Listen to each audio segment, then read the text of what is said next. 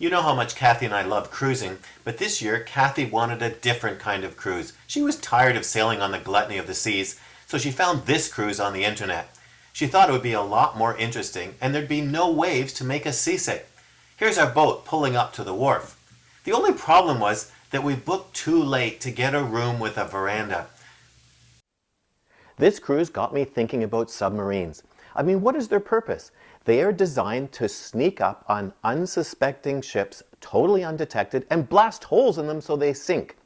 And as Christians, we need to be aware of the submarines that are cruising around us. I mean, we might be just sailing along thinking everything is fine, looking great on the surface, until the torpedo hits.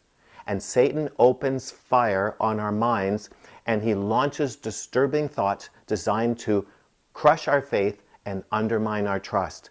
Thoughts like, did you see what happened to that good Christian? God didn't protect them. What makes you think he's going to protect you? Or look at that couple.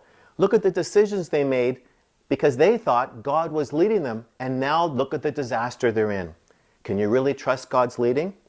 Or any fearful thought that starts with the words, what if? You see, Satan uses these thoughts to destroy our faith, plant seeds of doubt, and completely remove hope. And these are thought torpedoes. But you're not alone when you have this. I mean, remember the disciples when they were in the storm in the boat with Jesus? They took a direct hit from Satan's torpedoes. They were convinced they were going to die and that Jesus didn't care. So, how do we defend ourselves from these kinds of torpedo thought attacks? Well, recognize that if you have faith in God, you're a target. Expect an attack. But realize that we've all been given the shield of faith. And the shield of faith is designed to extinguish the flaming arrows from Satan. And those flaming arrows are the torpedoes that I'm talking about. So how do you make your shield of faith strong and in place? Well, you need to remind yourself of God's promises to you and how much He loves you. The more you get to know God personally, intimately, the more time you spend in His presence, the more you learn His voice, the more you walk and talk with Him, the stronger is your relationship and the stronger your faith and the stronger your shield.